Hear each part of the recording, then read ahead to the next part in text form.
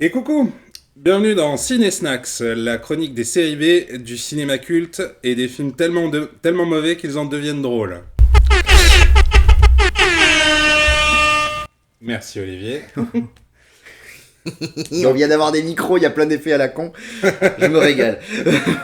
On se fait plaisir Voilà. dans les Bonjour. studios. Voilà. Bonjour Théo, ça va? Bah ça va, ça va. Alors, le film dont on va parler aujourd'hui est sorti en 91 et il s'appelle Stone Cold. Et malheureusement, il ne parle pas de catch. Oui, alors j'étais un peu déçu au début. Parce que je pensais que c'était Stone Cold Steve Austin, tu vois. Puis bon, j'ai vu l'affiche. Je me suis dit, oh, c'est Terminator en fait, c'est un énorme rip-off. Et non, j'ai été 2 fois déçu, mais franchement, de notre longue série de films qu'on a fait ça depuis des années, c'est peut-être le meilleur qu'on ait vu depuis.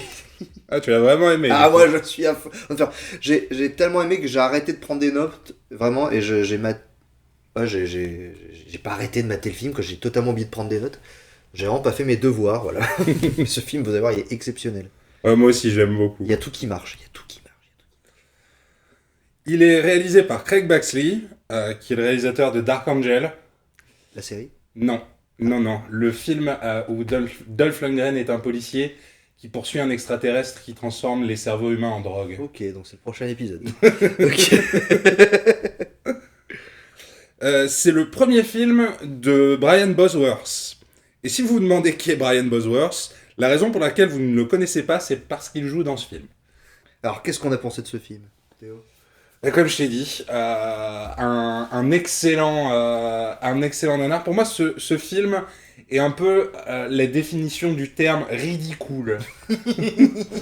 C'est-à-dire des images vraiment bien léchées, des effets spéciaux bien comme on les aime, bien années 90, mais au service d'une histoire complètement stupide. Putain, il y a, il y a rien qui va, mais tout va bien. Les acteurs sont en roue libre, mais bizarrement, ils arrivent quand même à bien jouer. Le scénar, c'est n'importe quoi, mais le film est bien rythmé. Je suis perdu. Je suis vraiment perdu. C'est un des, comment dire, des sommets du cinéma d'exploitation de cette époque-là, où tu pouvais avoir des films avec, clairement écrits avec les pieds, mais avec une équipe technique et avec un casting quand même relativement correct, quoi. Bah, il y a clairement des moyens, et vraiment, ils sont pas mauvais, les... Putain, par contre, il y a un budget coiffure, hein. Oh, oui. Il y a un budget cuir aussi. Il y a un budget coiffure et il y a un budget garde-robe aussi. Oui, alors le cuir, vous allez voir. Alors, le film démarre dans une supérette en plein milieu d'un braquage. Une petite supérette classique hein, Oui. d'Amérique. Très très classique. J'ai vu ça dans pas mal de films. Dans le film de Cowboy Bebop, pour le film d'appellation, t'as une intro comme ça où t'as des méchants qui rentrent, puis quelqu'un débarque, on va pas dire qui, mais potentiellement le héros, et il save the day. Voilà, c'est assez classique, classique, mais ça marche très bien. C'est classique, on a donc une bande de malfrats qui a décidé de dépenser plusieurs milliers de dollars en armes, en munitions, tout ça pour s'approprier le contenu d'une caisse qui doit pas dépasser les 500 balles. J'avoue, putain, il claque tout en munitions, je pense que ça doit même pas les rembourser ce qu'ils ont chopé, quoi. Ma théorie, c'est, à mon avis, ils voulaient faire ça dans un truc un peu plus prestigieux, genre une banque. Oui, le Ritz. Je me souviens qu'il tire sur des... Ah oui, c'est vrai qu'ils tirent sur des crackers. Voilà. Pardon pour ceux que ça choque. Voilà. Il tire sur des boîtes de céréales qui s'appellent Ritz. C'est peut-être un clin d'œil, une frustration de la part du Real, tu vois, qui n'a pas pu faire son attaque. Après le meurtre des crackers, débarque Brian Bosworth. Il porte un magnifique mulet. Alors déjà, le premier truc qu'on voit, c'est... donc en effet, les méchants, ils font leur méchant, ils kidnappent une jeune fille qui est tellement innocente qu'elle a des bagues tout le tour de la tête, et on voit des Santiago. Des Santiago arrivent et poussent un petit... Un caddie. Un caddie, merci. J'en perds mes mots tellement que je suis ému par cette scène. Oui, Brian Bosworth qui porte pour cette scène une tenue de cuir avec les épaulettes de Vegeta. Oui. Un mélange entre Vegeta et Jean-Paul Gaultier. Oui. Moi, j'aurais dit entre Dolph Lundgren, John Cena et un alligator. Il y a un combo assez incroyable. C'est vrai qu'il a pas le regard bovin, il a le regard reptilien, carrément. D'ailleurs, c'est assez incroyable. Moi, j'ai une théorie. Je pense que quand tu pètes la classe, tu peux porter n'importe quoi, tu vois, et ça rend bien. Eh bien, cette là, théorie va être testée Ouais. de toute force pendant ce film. Brian, du coup, assomme un par un les bandits et il sauve les otages en utilisant des tactiques dignes de Maman, j'ai raté l'avion. Ah oui. Ça... Oh là, je me fais agresser. Cours au numéro 1 de self-defense. Je casse une bouteille, le méchant glisse dessus, fait un double salto arrière. D'ailleurs, il y a des... le cascadeur... Les potards sont vraiment lancés à 3000%. Oui. Une roulade se transforme en explosion, en triple tonneau, voilà. C'est assez incroyable. Donc ce pauvre mec qui est juste glissé et fait vraiment un salto arrière, cul dans des conserves. Impressionnant. Ensuite, la police débarque et on apprend que Brian Bosworth, son personnage, s'appelle Joe Huff. Et que c'est un flic tellement hardcore qu'il a déjà été suspendu par ses supérieurs. Il a évidemment les répliques les plus ridicules possibles, comme « nettoyage au rayon surgelé ». Moment exceptionnel du cinéma dans ce film. Le héros se fait braquer en train de manger des bonbons. Il dit « Promis, promis, je vais les rembourser !» Et hop là, l'autre, il a pas compris, il rigole, hop là, détournement, coup de poing. Voilà. La blagueur. La blagueur. Hein. C'est donc la fin de la scène de braquage. Maintenant, on sait qui est le héros, Joe Huff. Voilà. Une fois rentré chez lui, on le voit préparer une mixture absolument répugnante à base de sneakers, de fruits et de coquilles d'œufs pour son animal de compagnie. Alors moi, au début, je dis tranquillement à Théo, wow. Bon déjà, je me dis, le mec se prépare clairement une chiasse de l'espace. Tu dis, il va bouffer ça. Après, tu dis, bah non, il donne ça à son chien. Et Théo me rétorqua, attends, tu crois vraiment qu'il y a un mec aussi cool que ça ?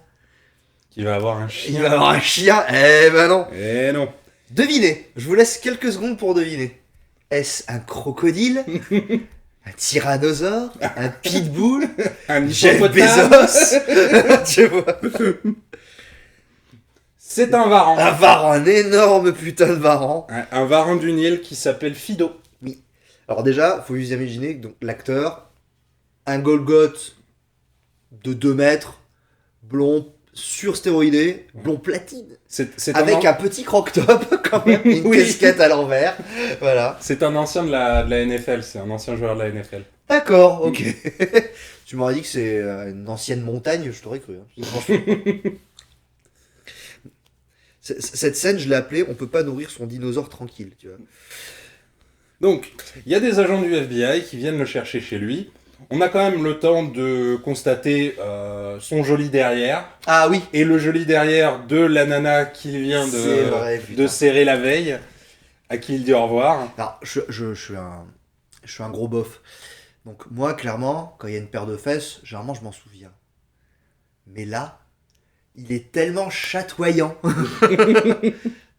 Ce super Dolph Lundgren est tellement incroyable. Moi, je veux le ressembler. Je veux devenir comme lui, Théo. Je veux qu'on aille dans les années 90. Les agents du FBI le forcent à accepter une mission d'infiltration. L'un des agents est un cliché de grand black, acerbe. Vraiment, vous l'avez vu dans 150 films. Ah, dans tous les films. C'est vraiment le stéréotype de flic pas content. Généralement le chef c'est généralement le chef du flic hardboil qui l'engueule pour dire qu'en fait le maire est sur son cul. Voilà. Et à côté, on a un autre agent, Lance, qui lui est du coup une chief molle. C'est le faire-valoir un peu de Joe Huff. Il va être là pour toujours être en train de se plaindre, toujours être en train de chougner. Enfin, je dis toujours. Il est pas souvent là, mais Ouais. quand il est là, c'est pour ça. Alors après, clairement, j'aurais préféré qu'il y ait plus souvent le Varan que lui. C'est vrai. Un team-up entre Joe et Fido. Ça aurait peut-être... Fido, passe-moi ce flingue. Passe-moi ce flingue, Fido. Et Fido, je sais que t'as perdu ta femme il y a quelques années, mais il faut que tu dépasses ce moment. Attrape ma main, Fido. Il faut que t'arrêtes la coque, Fido. C'est pas comme ça que tu récupéreras ton fils.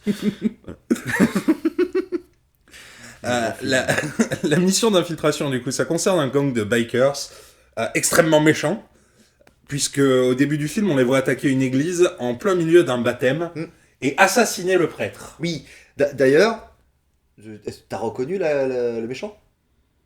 Tu veux dire le chef des... Non, le mec qui tire sur le prêtre. Ah, qui s'appelle Trouble dans le film. Oh putain. C'est Monsieur Propre. C'est vraiment Monsieur. Il a la même gueule que Monsieur Propre. Bah, il fait... Il était nettoyeur comme Léon avant, tu vois. Je pense que c'est le mec qu'ils ont refusé au casting de Monsieur Propre, tu vois. Il avait tout le look, mais ils ont dit non, vous Alors, faites si pas on- propre, ouais, monsieur. Si on avait des doutes sur le casting avant, là, rien que la gueule de ce perso, qui ne parle quasiment pas du film, d'ailleurs, qui ne parle pas du film. Non, je crois pas qu'il parle. Rien que ce personnage est. Il est incroyable. L'assassin du prêtre. L'assassin du prêtre est condamné aux travaux forcés et le gang de bikers prend sa revanche contre le juge en plaçant dans son bateau une bombe. Donc le juge explose. Ça lui apprendra à condamner les gens. Bah oui, à faire son putain de boulot. Seul Dieu peut me juger. J'avoue qu'au début, je me dis, tiens, bon, ils sont peut-être un peu calmés d'un point de vue de rythme, c'est un peu tranquille, on le voit tranquillement monter sur son bateau. Non. Tout termine avec des explosions.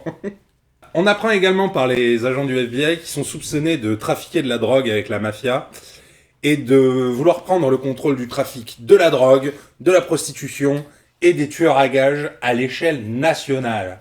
Donc c'est pas un petit gang de passionnés de moto, non, là on est clairement sur des gangsters purs et durs. Pour la mission, Geoff va utiliser un faux nom, John Stone. Jean Caillou. Voilà. Il décide également de se fringuer comme un biker, avec un blouson agrémenté d'une queue de putois et d'une petite boucle d'oreille en cristal. Alors je pense que il y a un spin-off de prévu sur le blouson. Non, voilà, le rise and fall du blouson, comme il a essayé de travailler, de finir chez Versace, c'est pas possible. Il y a en effet cette queue de putois qui apparaît, puis à un moment, les coudes sont pailletés d'or, il y a rien de Il y a des croix, il y a des rien de... zippers, enfin tout... Beaucoup de choses se passent au niveau vestimentaire. Franchement, il est incroyable. Il me le faut aussi. Et comment qu'on s'infiltre dans un gang de bikers ? Eh bien, on va les rencontrer là où ils traînent le plus, dans un strip club. Et si, Olivier, tu ne sais pas comment fonctionne un strip club, eh bien... Jean Caillou va me l'apprendre. Voilà, il explique à son collègue du FBI, qui est relativement couillon, parce qu'il faut même lui dire comment s'habiller, il faut lui expliquer le contenu du dossier, genre... c'est Jean Caillou qui reconnaît les différents bikers. Le mec est là, oh quoi, qu'est-ce qui se passe? Putain, c'est vrai qu'on a l'impression qu'il débarque, c'est le stagiaire. Bah hier je donnais du café, là maintenant ils m'ont dit... Bah tu vas prendre des responsabilités. Alors, Et il lui explique du coup que bah, si les bikers vont là, eh ben, c'est pour voir des nanas toutes nues. Mais non. Si. D'ailleurs, ce film coche, vous l'avez bien compris, plusieurs stéréotypes du genre qui font que c'est un bon nanar. Des muscles, des armes, des explosions, des gougouttes, des fesses. Ouais. Il y a Et du métal. Il y a énormément de nudité et il va falloir que je sois un peu inventif pour vous cacher tout ça parce que YouTube me laissera pas montrer tout ce que ce film montre. Ah, putain, je te propose de mettre des petites têtes de nous sur les tétons.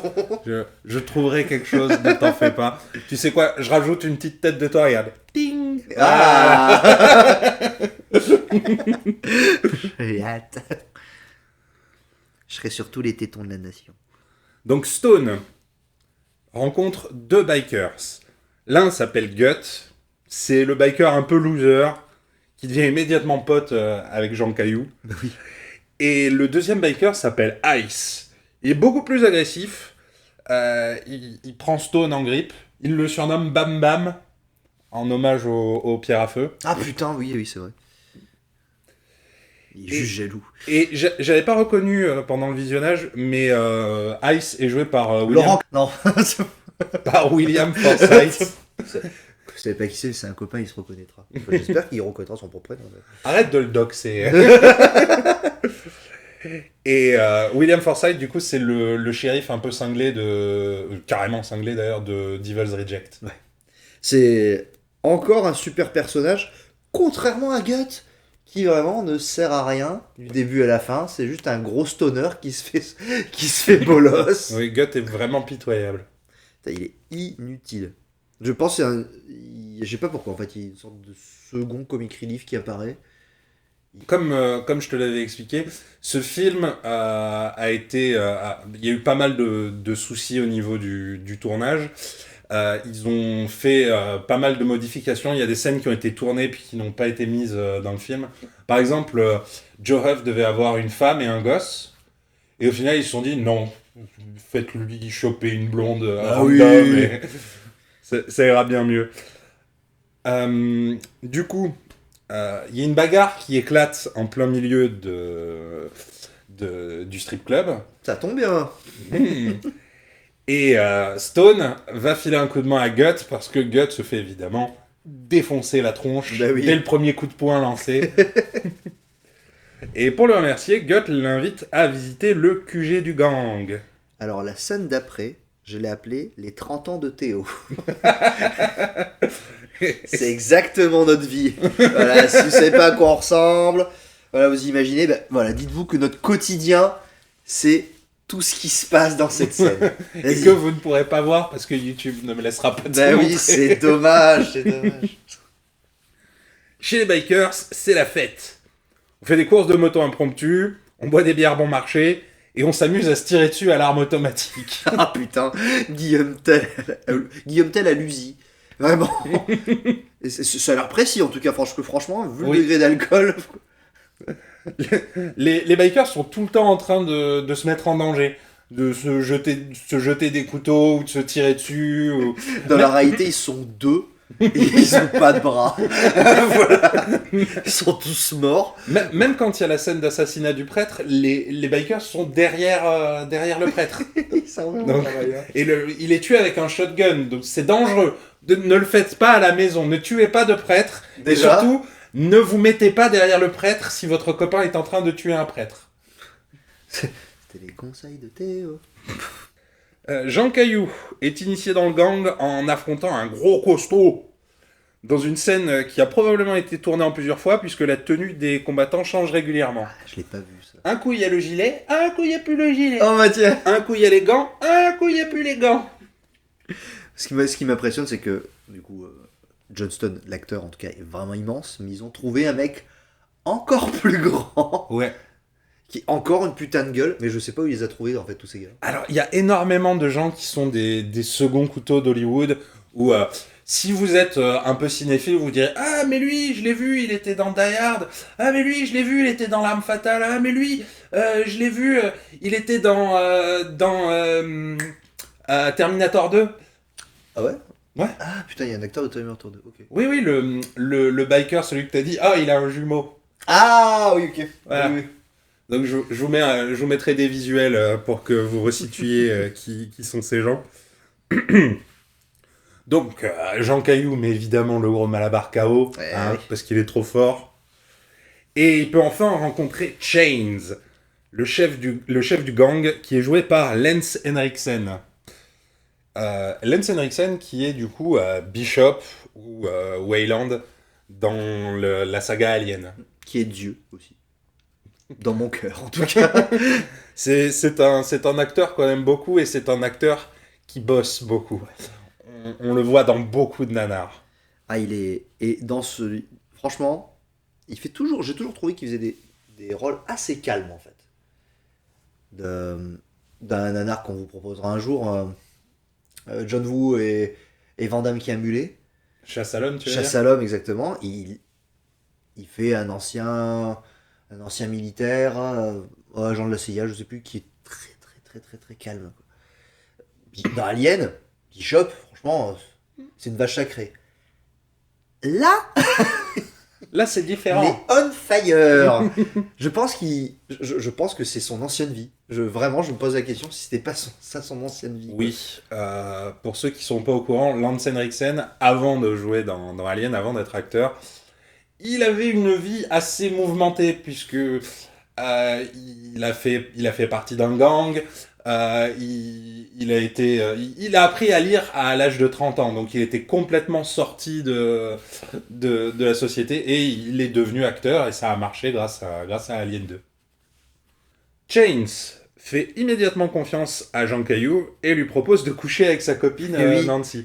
Donc Nancy est la copine de Chains, mais il lui dit entre potes, Ah. tu vas bien te taper ma copine. Eh Nancy, t'as vu, c'est pas que. Si j'y touche, je vais passer un peu pour une tafia, mais tu peux y aller toi pour moi.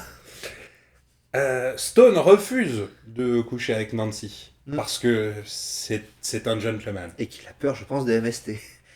Parce Aussi. que franchement, c'est un porte-peste, la nana. Elle est très certainement très charmante, mais.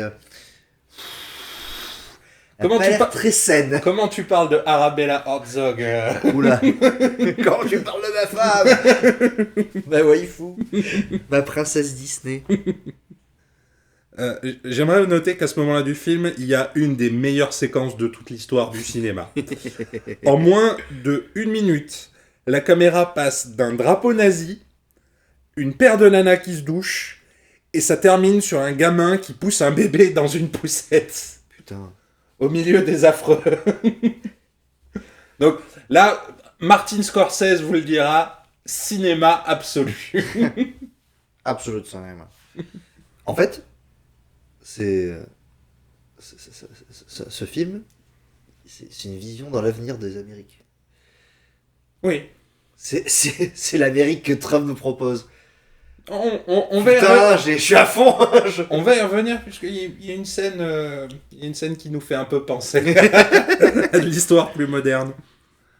Chains confie à Stone une mission. Il va devoir retrouver et assassiner un Bolivien qui vend de la coke sur le territoire des bikers. Stone retrouve le Bolivien en boîte. Alors, dans une boîte de nuit, Oui. pas en boîte. Non. Il est dans une boîte de nuit, et quand vous verrez sa tête, et vous verrez la tête de la nana qui est en train de serrer, vous direz, lui, c'est lui qui deal de la coke dans cette boîte. Donc, mais bien joué pour Jean Caillou.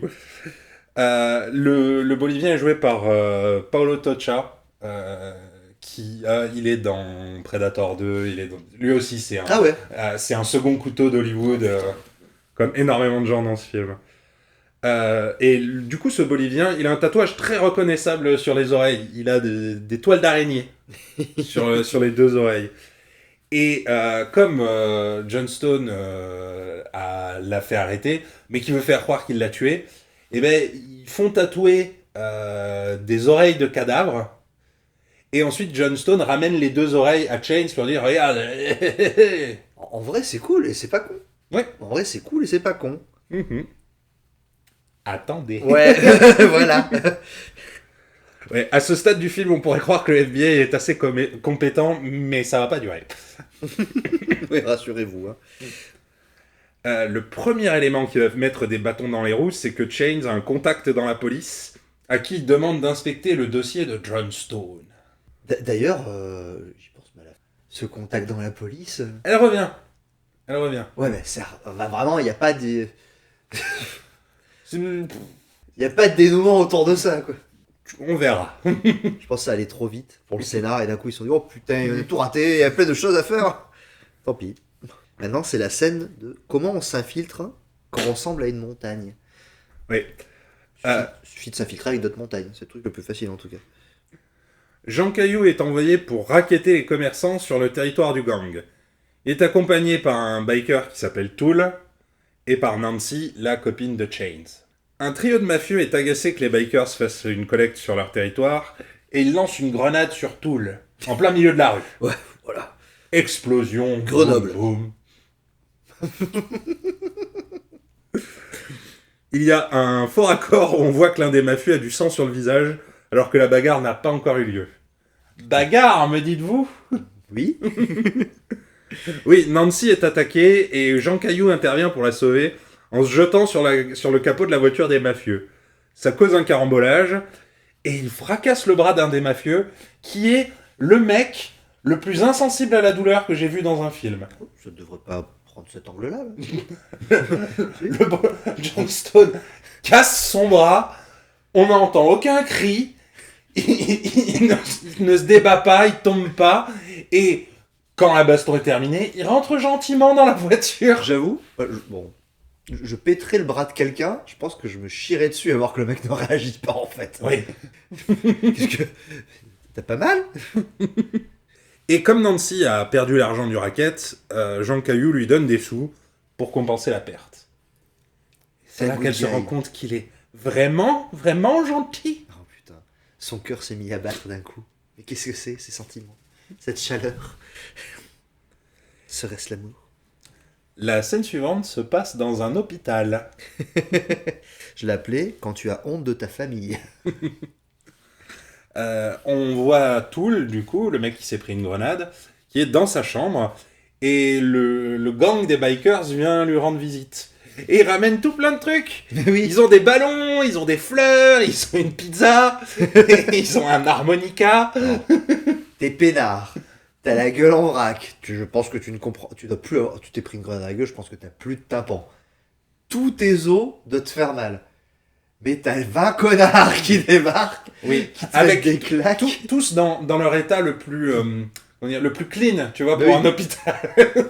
Donc, quelque chose me dit que pendant 2 heures, il y a des gens qui reviennent nettoyer ta chambre derrière et te désinfecter. Oh, quel enfer. Pendant qu'il réconforte Tool, on voit la télé qui n'était pas en marche au début de la scène, mais qui marche à ce moment-là, pour une raison inexplicable.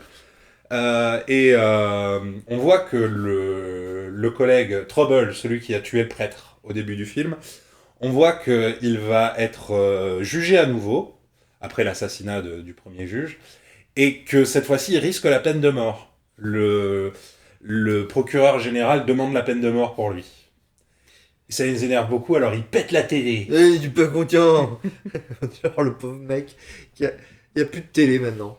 Tu as une armée de connards qui est là. Il a mal porté. Ouais, mais il a du whisky et une pizza Domino's. Et on lui donne une femme. Oui. On lui donne une femme aussi. C'était peut-être fourni avec la pizza.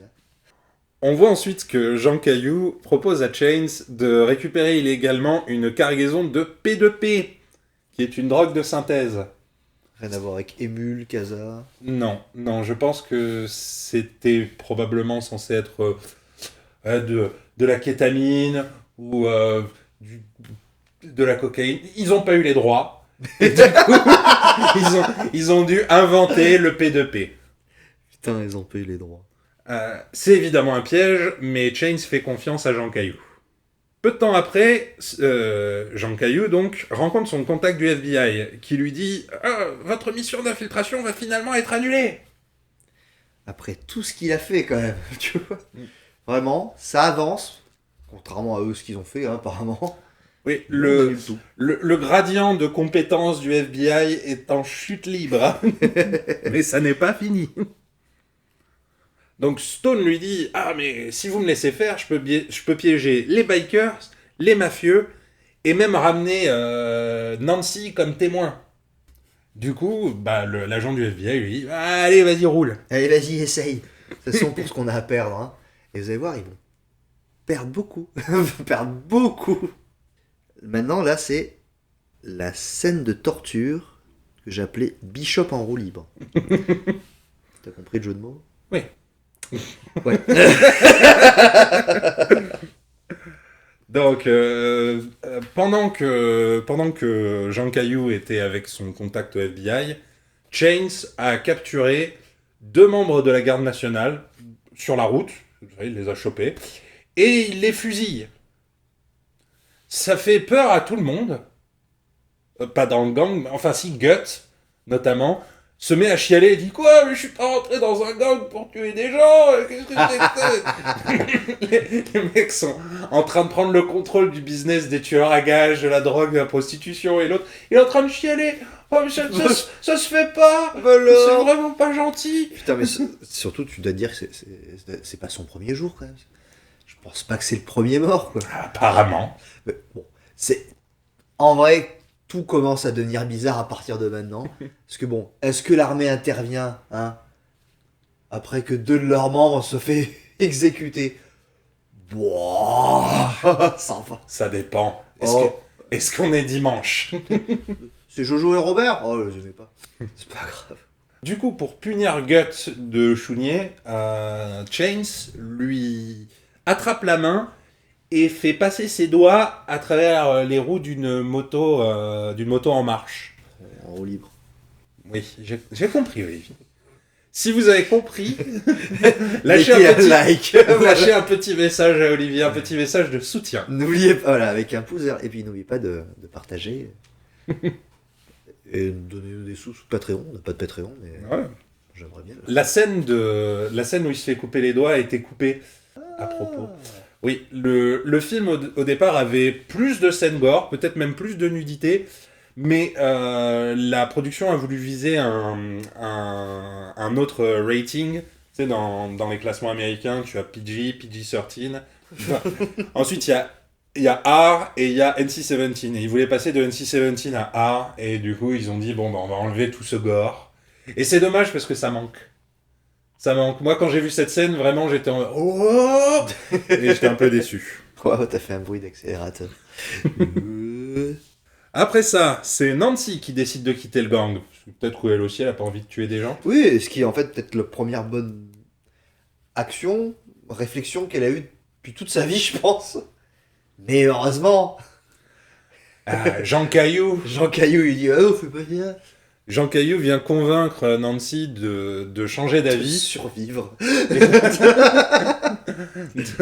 de rester dans le gang. Alors nous, on sait pourquoi, parce qu'il a besoin d'un témoin quand il va arrêter le gang. Mais Nancy, elle se dit juste « Ah, qu'est-ce qu'il est beau !» Bah oui. Donc Nancy c'est des vrais pecs. Nancy continue de prendre des mauvaises décisions. Vous utilisez quoi comme shampoing? Stone est recontacté par son pote du FBI qui veut à nouveau annuler la mission. C'est devenu son thème. Ah, vous comprenez, maintenant qu'ils ont commencé à tuer des gens de l'armée, on peut plus les arrêter. C'est fini, les gens vont conquérir le monde. C'est foutu. C'est foutu, on peut plus rien faire. Qu'est-ce qu'on va faire sans le deuxième classe Boudu et le deuxième classe Marcel? On peut plus, on est en sous-effectif. Puis on n'a pas de preuves. Évidemment, l'agent du FBI appelle Stone en plein milieu de son infiltration et du coup, ça crée des soupçons. Stone a été suivi par Ice. Oh. Et Ice comprend, en le voyant discuter avec un mec à cravate, il se dit mais pourquoi il parle avec un mec à cravate? Ah, et il lui tire dessus. Et c'est la fusillade. Et c'est la course-poursuite. Et c'est les explosions. T'as souscrit à une banque. Tout pète. Ice poignarde des gens dans leur voiture. Ça tire dans tous les sens, ça explose. Et finalement, Stone parvient à faire exploser la moto de Ice sur la voiture d'un passant. Oui.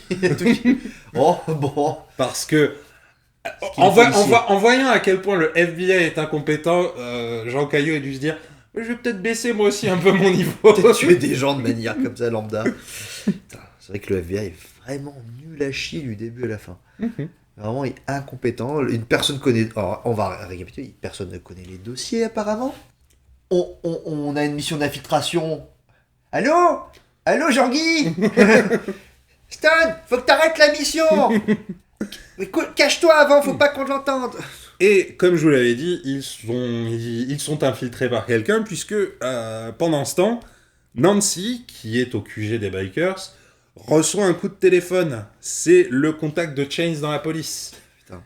Qui lui dit attention, ce monsieur John Stone, on a retrouvé dans son dossier que son permis renvoie à un autre type qui s'appelle Joe Huff. Ah, Donc le FBI a même pas fait le ménage dans le dossier de John Stone. C'est incroyable. Encore une fois, on va devoir enlever quelques degrés au thermomètre de compétence pour arriver à peu près au gel. Le FBI, on n'est pas du FBI, on est la milice du coin. Chez les bikers, c'est le moment de donner au cadavre de Ice un simulacre de funérailles viking en le brûlant sur sa moto. Incroyable ça. J'avais presque envie que Lance Henriksen fasse une Denethor et se recouvre lui aussi. C'est non, la scène est cool, la scène est cool. Donc le personnage de Ice qui est du coup un peu le consiglieri De Chains. de Chains qui meurt de manière tragique alors qu'avant le mec lui disait bon bah moi j'ai pas confiance, Jean Caillou il est costaud, il est beau, il est trop parfait.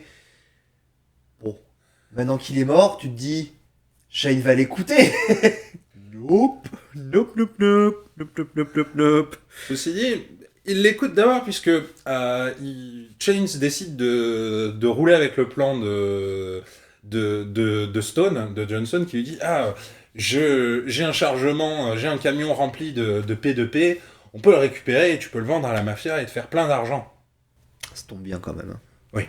Au début, tout se passe comme prévu, le camionneur arrive, commence à dire « Ah, quoi, mais moi je veux plus d'argent », et là Stone fait semblant de lui tirer dessus, et parce que le camionneur est évidemment un agent du FBI, avec des petits... comment ça s'appelle déjà Petits explosifs avec des sacs de ketchup. Oui. C'est ça, du fossin. Il y a un nom, je vous le mets sur l'écran, et peu importe. Mais pour le coup, le plan est correct en fait. Ça... Oui, mais ce qu'il n'avait pas prévu, c'est qu'un camion, ça bouge. Ah. Et du coup, au lieu de faire l'échange du chargement de P2P avec la mafia à l'endroit prévu, eh bien Chains a décidé de faire l'échange ailleurs. Ce qui fait que c'est foiré pour l'arrestation. Ah, oupsie. Oupsie. Et en plus de foirer l'arrestation, le contact du FBI appelle Stone sur la CB du camion en disant « Qu'est-ce qui se passe ? Qu'est-ce qui se passe ? Monsieur l'agent infiltré ! Que se passe-t-il, monsieur ? L'ennemi des bikers ! Qu'est-ce qui se passe ?» Et évidemment, à ce moment-là, John Stone est dans le camion avec Nancy qui lui dit « Quoi ? Tu es un flic ?» Quelques scènes avant, il lui avait dit, mais elle n'avait pas cru. Elle lui avait posé la question, souviens-toi. Elle avait dit John, tu es policier ? Le mec il dit bien sûr. Dites la vérité, c'est le meilleur mensonge possible en tout cas. Exactement. Donc, comme Stone ne veut pas que les mafieux se barrent avec le camion, il part à leur poursuite sur sa petite moto, il sort son flingue et il tire sur le pivot du camion, le pivot d'attelage. Très très fort. Et il parvient du coup à décrocher la remorque. Et la remorque va s'exploser dans une station-service. Et allez, 2 millions de P2P en 2-2, Voilà. disparu. La station-service explosée, les employés, parce qu'on est aux États-Unis, il y a tout le temps des employés, même la nuit. Boum, boum, Ah, boum. si on les voit pas à l'écran, ils n'existent pas. Encore une fois, Jean Caillou sème la mort et la destruction partout où il passe. Cependant, les bikers ont récupéré suffisamment d'argent pour mettre en place leur plan diabolique. Ils achètent des armes et un hélicoptère. Oui, ça a l'air facile. Parce que dans l'équipe des bikers, il y a un ancien militaire qui ne fait que dire d'ailleurs que il s'est barré de l'armée Oui. et qu'il a déserté. Les méchants. Du coup, avec ses quelques contacts, il arrive à fourrer un hélicoptère. Mais vraiment en 2-2. Hein. Ça n'a pas l'air Ouais. très très compliqué. Les gens... Bah, Jean-Michel, il n'y a pas un gros truc dans le... Ouais. Il manque pas un truc dans le hangar là ? Non, on l'a déplacé. Ah, d'accord. Tu sais, au final, l'armée, est-ce que c'est vraiment sérieux ? Bon, en tout cas, Ça m'a l'air Bon. un peu comme la vie un peu branlant. Oui, c'est un peu tout l'État américain. On est de retour au QG des bikers, et là, c'est le drame. La police, qui s'est dit « Oula, tout le monde est incompétent, attendez, on va passer pour des gens compétents. » Non. Ils ont laissé partir le Bolivien. Oui, le Bolivien du début, qui du coup ne s'est pas fait tuer, qui a été après incarcéré, et ben on ne sait pas comment, mais il a réapparu. Oui, ça s'est passé hors écran. Mais là, il revient et il... Ah, Jean Caillou est un policier. Incroyable. Déjà, il a vu ça, et en effet, putain, le degré d'incompétence. Chains, pour remercier le Bolivien, le tue. Puis ensuite, pour punir John Stone, il tue Nancy. Oh bah. Donc notre love interest, notre jolie damoiselle à sauver, c'est raté. Alors, pour le coup, maintenant, je comprends pourquoi le FBI voulait arrêter. voulait arrêter cette opération, parce que tout le monde meurt. Oui. Là, il y a beaucoup d'argent dépensé. Les gens s'enfuient de prison. Bah oui.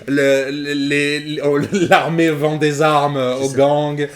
Une projection de l'administration Trump. Et le Chains, du coup, ne tue pas Jean Caillou. Il décide de le laisser vivant pour le plan. Le scénario. Oui, Pour le scénario. pour le scénario.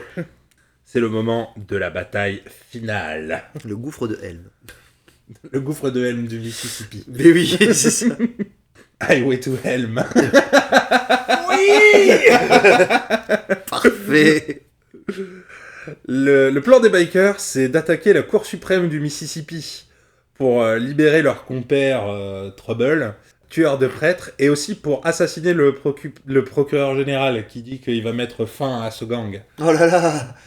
Chains entre donc dans le bâtiment, déguisé en curé, pendant que Stone est attaché dans l'hélicoptère que le gang a acheté. Le plan est d'attacher une bombe sur Stone et de le jeter de l'hélico pour qu'il explose et que ça crée une diversion. Je tiens aussi à noter que quand Chains arrive dans le bâtiment, il récupère un MP5, une arme en tout cas, une arme automatique, et il la garde sur ses genoux pendant le tribunal. T'as les juges qui sont là en train de dire oui, C'est un prêtre. c'est normal aux États-Unis. Bah bien sûr. C'est le Mississippi. C'est normal. Donc c'est le second amendement. Tu connais sa religion? Je n'ai pas dit qu'il est chrétien, c'est peut-être une secte où leur croix, ça l'usine. Je ne sais pas. C'est possible. Tu peux pas juger sa religion. Tu peux pas juger sa religion. Du coup, Stone ne va évidemment pas exploser avec la bombe. Il parvient à se détacher, à détacher l'un des tuyaux de l'hélicoptère qui lui permet d'aveugler les assaillants. Oh non. Et il récupère la bombe, il la met dans la poche d'un des bikers. Il doit avoir une grande poche spécialement prévue à cet effet. J'avoue. Pour transporter ses petits comme les kangourous.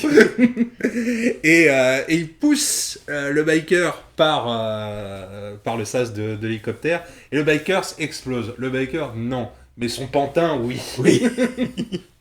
C'est le seul effet spécial un peu raté en fait. Il y a...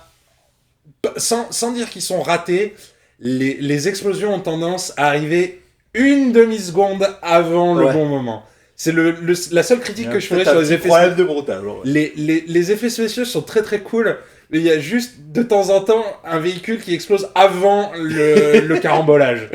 Putain.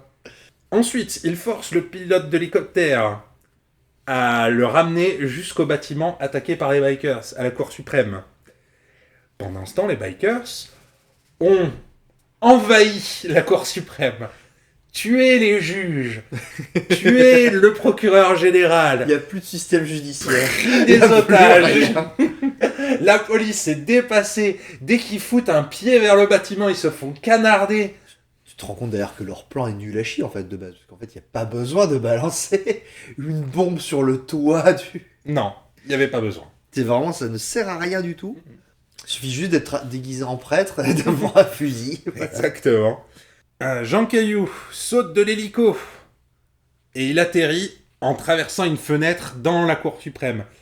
La gravité n'a visiblement pas de prise sur lui puisqu'il se remet immédiatement de sa chute.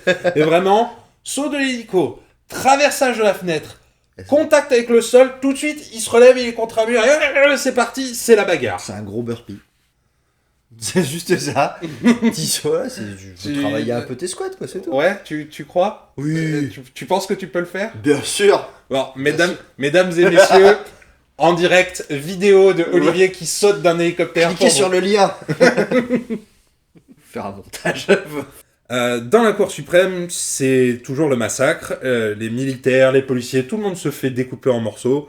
Le seul qui arrive à tuer des gens, c'est évidemment Jean Caillou. Bah tiens. Et qui voit arriver Jean Caillou? Eh bien, c'est Gut. Gut qui lui fait « Ah, Mon Jean copain Caillou, mon copain !» Et c'est à ce moment-là que les autres bikers en ont marre de lui. Et il est exécuté, juste pour avoir dit bonjour. C'est ça. Voilà. Il a dit bonjour. Alors on lui a niqué sa mère. Et du coup, bah, les bikers qui assassinent Gut sont tués par John Stone, qui ne verse même pas une larme hein, pour Gut. Tout le monde Oui. s'en fout. Je pense qu'il est blasé. Je pense qu'il est vraiment blasé, quoi. John Stone tue tellement de bikers qu'il finit même par en tuer un qui tente de le charger avec sa moto. Scène épique. Est-ce qu'on a précisé le fait que les bikers sont rentrés dans la Cour suprême avec leur moto? Bah oui. C'était plus discret. Et donc il y en a un qui charge Stone avec sa moto, mais Stone le regarde en mode « T'es sérieux mec? J'ai un fusil mitrailleur. J'ai un fusil d'assaut. » Et du coup il le tue, mais la moto passe par la fenêtre et s'écrase dans l'hélicoptère qui explose une demi-seconde avant. Incroyable scène. Et c'est désormais le moment de la confrontation finale. Chains et Stone se retrouvent dans le grand hall de la Cour suprême. Et Chains tente de lui tirer dessus, mais il n'a plus de balles. Du coup, Stone lui défonce la tête parce que, soyons honnêtes, Brian Bosworth pèse 60 fois le poids de Lance Henriksen. Putain, le pauvre. Il T'as mal pour lui dans cette scène. Il lui explose la tête, il le balance dans les escaliers. Et du coup, la police peut enfin rentrer puisque tout le monde est mort. Ah bon? Bon bah c'est à notre tour du coup. La police Ils n'ont rentre. servi à rien, ils n'ont servi à rien. Attends, puisque la police tente de menotter Chains, mais Chains parvient à voler le pistolet d'un des policiers et va pour le braquer sur John Stone. Et là, il est exécuté par Lance, la chief molle du FBI. Qui maintenant a des couilles. Oui. Et si vous avez vu Die Hard, ça va être relativement familier comme scène. Mais c'est moins bien fait. Oui, carrément moins bien fait. C'est très dommage en fait. Il y aurait pu avoir un vrai travail sur le côté buddy movie avec ce personnage. Oui, etc. ils auraient pu le monter parce que vous allez me dire dans Die Hard, Al Powell, le policier qui aide John McClane, on le voit pas beaucoup non plus, mais son personnage a quand même été développé beaucoup plus, je vous le garantis, que le sidekick de Brian Bosworth. Putain, c'est quoi la phrase qui sort à la fin? Un truc du genre du moment que il faut savoir agir de temps en temps, ou un truc comme ça. Je ne me rappelle plus. Putain. Et c'est donc au milieu des sirènes d'alarme et des cris causés par son incompétence que Jean Caillou quitte les lieux, en affichant une expression éteinte. On ne sait pas si c'est censé être une expression badass ou une expression triste, mais dans le doute, moi je pense que c'est les deux, et j'appellerais ça une expression sadass. Je pense qu'il est juste content de se dire qu'il va retrouver voir son iguane.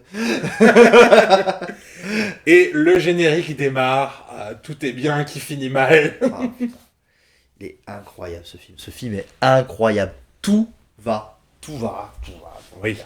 C'est un nanar parce que c'est le bordel et que c'est de l'incompétence. Il n'y a rien de réaliste.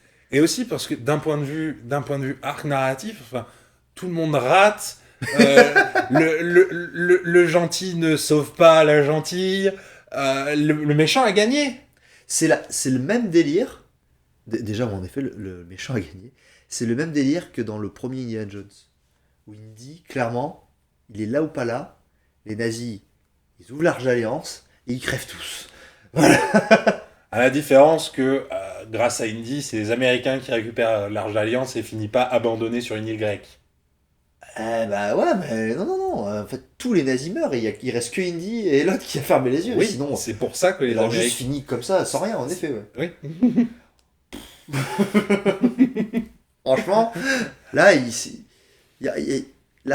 pense que Johnston, il n'aurait rien fait. Il y aurait eu moins de morts. Probablement. Moins de morts. Probablement. Ils auraient pas eu autant d'argent pour le plan, en fait, de toute façon. Déjà C'est 15 tonnes de PCP. Allez, c'est parti. de P2P. Oh, Si c'était oh du- j'ai rien dit, excusez-moi. Si c'était du PCP, j'aurais compris. Mais non, c'est du P2P. Bref, il faut absolument noter ce film. Il est vraiment incroyable. Il coche toutes les cases. Du hard rock, du métal, des fesses, un mauvais... De la bofitude. De la bofitude. C'est un bon film bien bof. Il plairait même aux amateurs de mode. Hein, on n'en a pas Oui. épilogué sur les tenues, mais elles sont vraiment, vraiment incroyables. Aux amateurs de coiffure aussi. Les amateurs de néo-nazis, éventuellement. Exactement. Hein. Il y en a beaucoup dans ce film, beaucoup de... Ah putain, et on n'a pas dit du coup à quoi nous a fait penser l'attaque finale. Oui. On n'a pas parlé, mais si vous avez vu un certain 6 janvier, un certain bâtiment se faire attaquer, ben, imaginez ça, mais en mode pur die hard. Ah putain. Ah ouais, oui, là pour le coup, il y a pas de connard déguisé avec une peau de bison sur la gueule, tu vois. Non, il y a qu'un petit putois. Il y a qu'un petit putois, voilà, il y a un marrant. Je pense que ce film, il prédit l'avenir. Ok, Olivier, maintenant, est-ce que tu te sens prêt à faire les bullet points?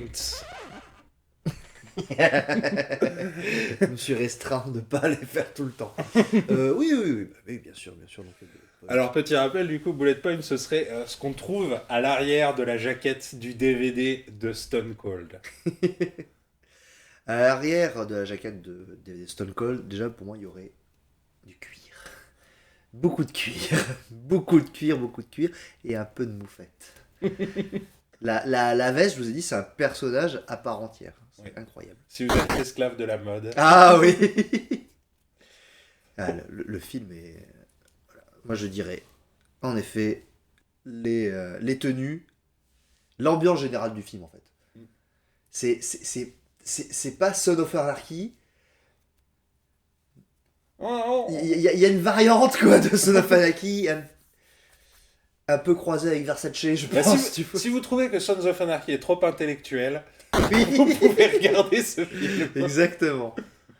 Des motos, si tu aimes les motos, Oui. mate ce film. Et beau. Si tu aimes les 3B, les bombes, les balles et les boules, Boire, bouffer, baiser, je crois que c'était ça. Tu vois. Ça marche aussi. L'acteur principal est Lars Henriksen.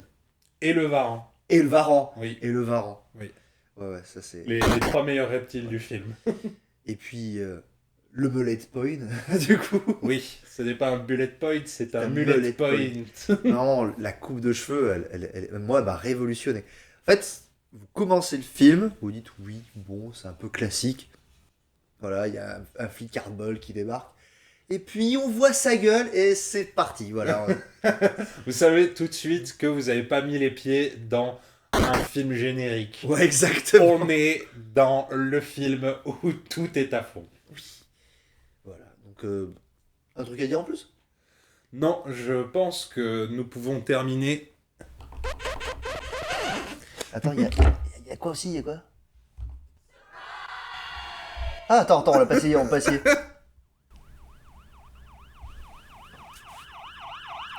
Allez. Magnifique. On va continuer à essayer nos effets sonores et on vous laisse passer une excellente journée. Voilà.